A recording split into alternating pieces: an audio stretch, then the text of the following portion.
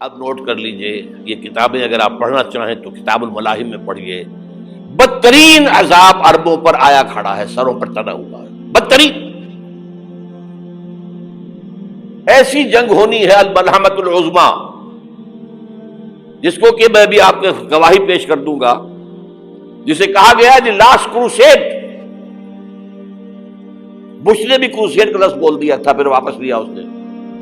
نکل جاتی ہے جس کے منہ سے سچی بات مستی میں.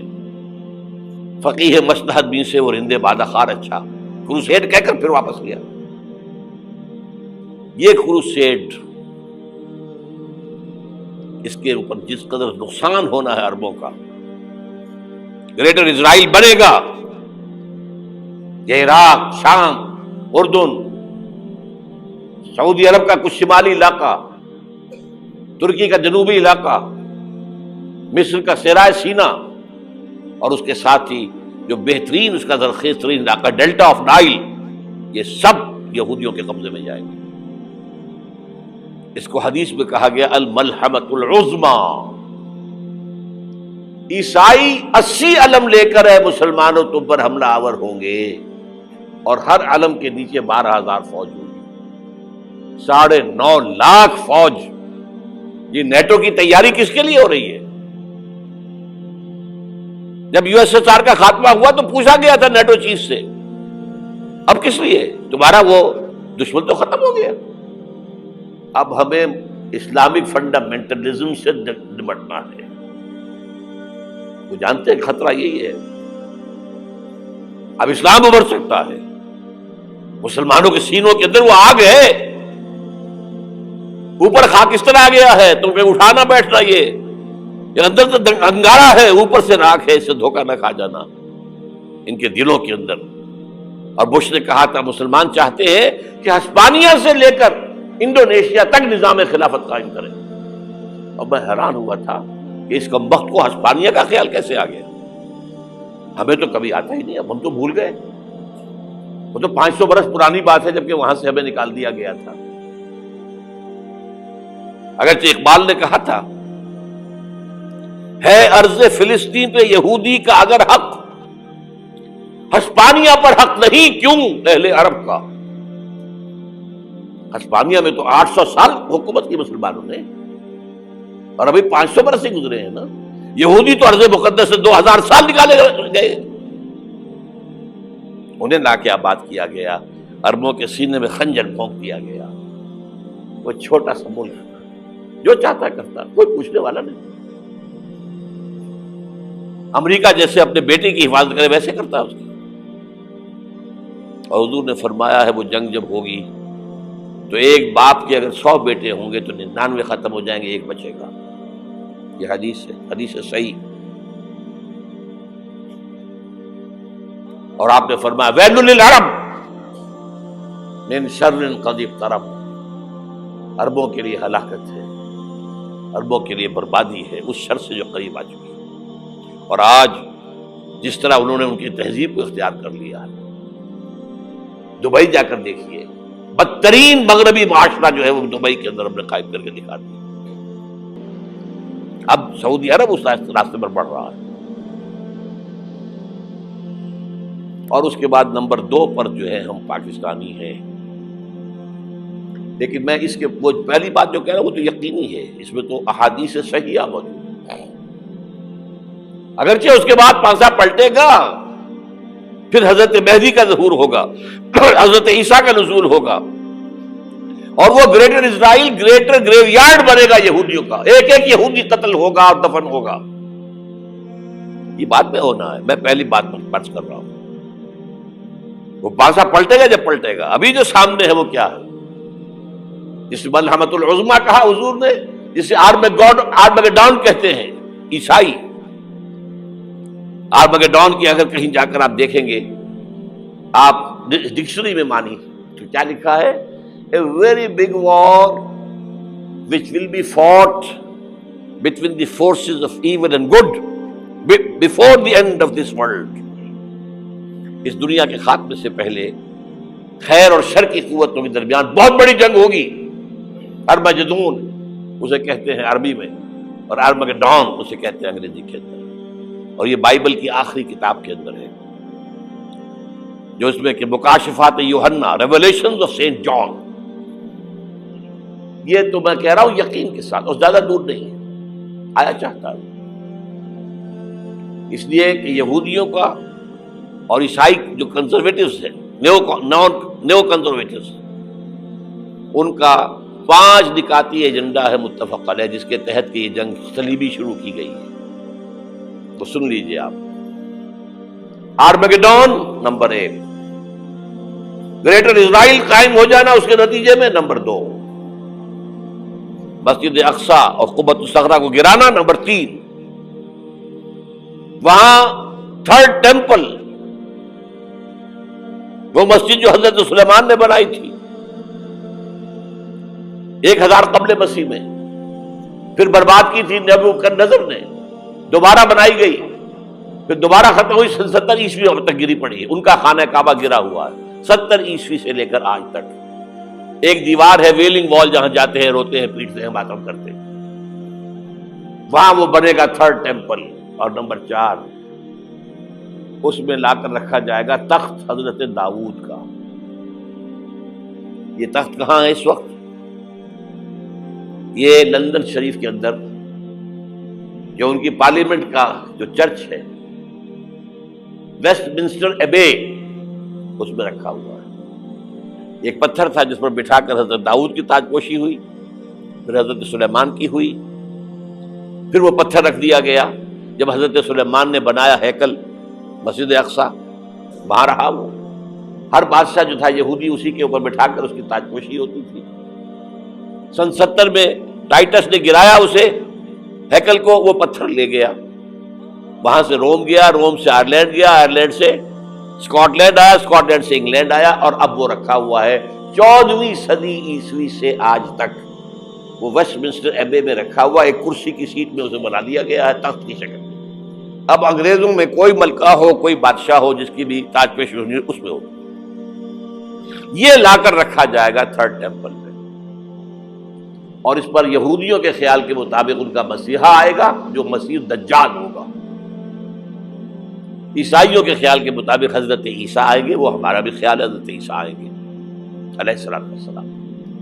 بہرحال یہ تو بعد کی باتیں ہیں نا. اس وقت جو میں عرض کر رہا ہوں، عربوں پر بہت بڑا عذاب، اور پاکستان کا معاملہ البتہ یہ ہے، میں یقین سے نہیں کہہ سکتا.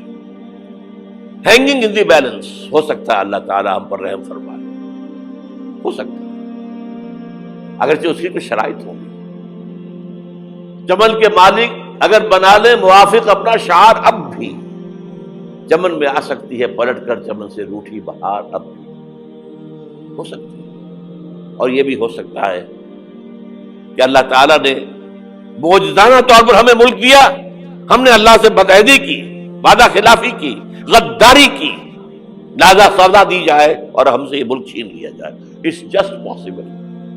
دور نہ سمجھے، اسے انہونی بات نہ سمجھے. جو گھیراؤ ہو رہا ہے آپ کے مغرب میں نیٹو فورسز اور مشرق میں بھارتی فورسز گدھوں کی طرح بیٹھے ہوئے انتظار کر رہے ہیں پاکستان اور ڈسٹیبلائز ہو جائے، یہاں اور بدامنی ہو جائے. اب لاہور میں پھر آج دھماکے ہو گئے ہیں. 2 دن پہلے کا دھماکہ میں سہ کے آیا ہوا ہوں، آپ کے سامنے بیٹھا ہوں. وہ جانے بچی ہیں جو ہماری اکیڈمی کا حشر ہوا، وہ تو میں آپ کو نہیں بتا سکتا. یہ سارا کیوں ہو رہا ہے؟ تاکہ یہاں بدامنی ہو جائے اور ہمیں جواز مل جائے. مغرب سے نیٹو فورسز داخل ہو جائیں، مشرق سے بھارتی فورسز آ جائیں اور ہمارے ایٹمی دانت توڑ کر اور پھر ہمیں بھارت کے سامنے ڈال دیا جائے. نو ڈو ایز یو لائک. یہ ان کا نقشہ ہے. ہوگا کیا وہ اللہ جانتا ہے، ہوگا وہ جو اللہ چاہے. لیکن اللہ کا چاہنا جو ہے وہ کس پر منحصر ہے؟ یہاں انقلاب برپا کرو، یہاں اسلام لاؤ. اگر دھندوں میں لگے رہو گے تو وہ خود بخود نہیں آ جائے گا انقلاب. صحابہ نے جانیں دی تھی، کتنی تکلیفیں اٹھائی تھی. 12 برس تک مکی دور کے اندر با نشہ درویشی در ساز و دمادم زن، جو پختہ شبی خدرا بر سلطنت جم سن.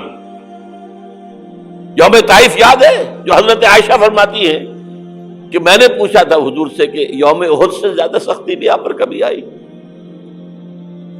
یوم احد پر کیا ہوا تھا؟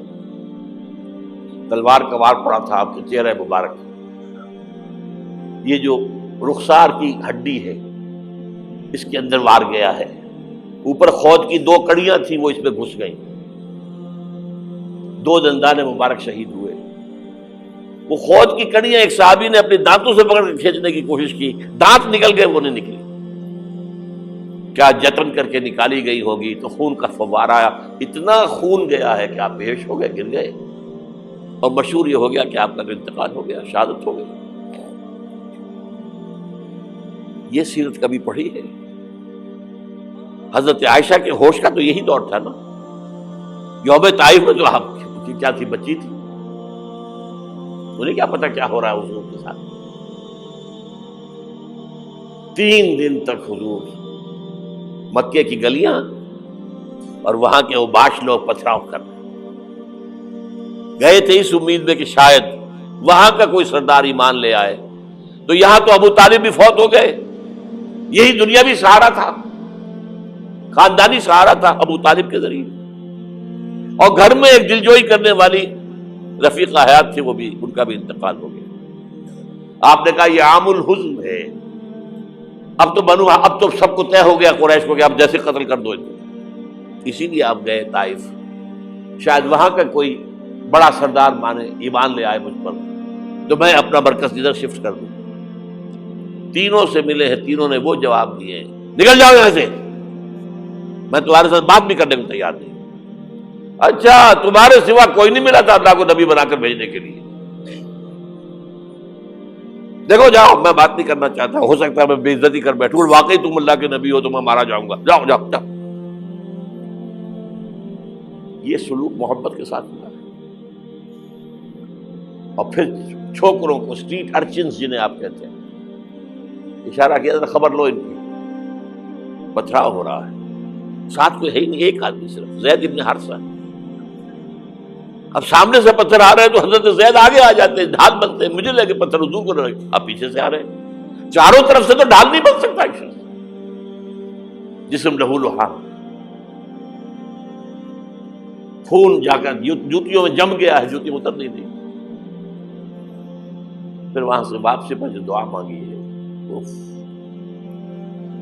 اللہم الیک اشکو ضعف قوتی وقلت حیلتی وہوانی علی الناس، اے اللہ تیری جناب میں فریاد لے کر آیا ہوں اپنی قوت کی کمی کا، اپنے وسائل کی کمی کا، اور جو ذلت و خواری ہو رہی ہے لوگوں کے سامنے، الا ملتقلنی، مجھے کس کے حوالے کر دیا ہے، الا بعیدی یتجہمنی، یہ میرے اوپر ہجوم کر کے آ جائے، حملہ کرے، اور عدو من لگتا امرے، یہ دشمن کے حوالے میرا معاملہ کیا، جو چاہے کر دے وہ۔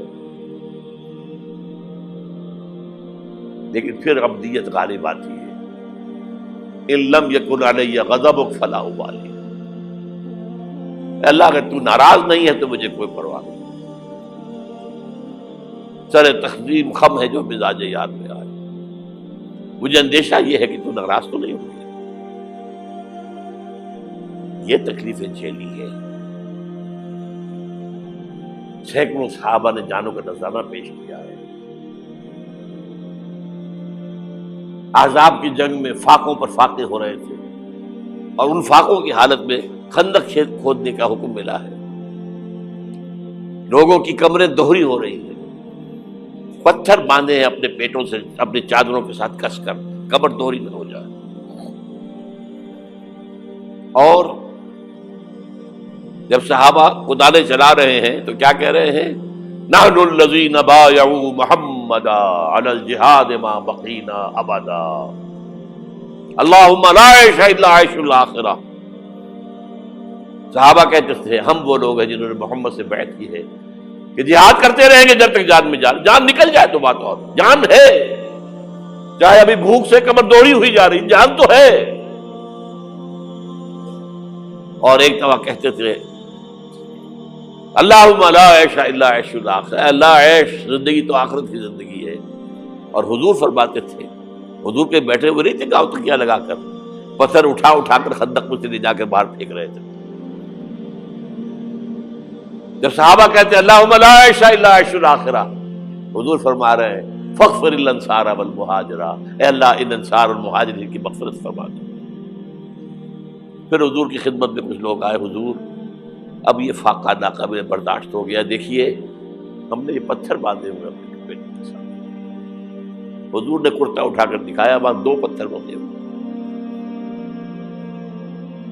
یہ ہے سیرت النبی۔ آپ کس چیز کو سیرت النبی سمجھتے ہیں؟ بہرحال اس موضوع پر میری ایک کتاب ہے منہج انقلاب نبوی، کہ انقلاب کیسے آیا تھا۔ اگر دل میں ذرا بھی آرزو پیدا ہو گئی ہو کہ اللہ قبول کر لے مجھے قبول کر لے اس کام کے لیے، تو وہ کتاب آپ کے لیے مسٹ ہوگی، اس کا پڑھنا۔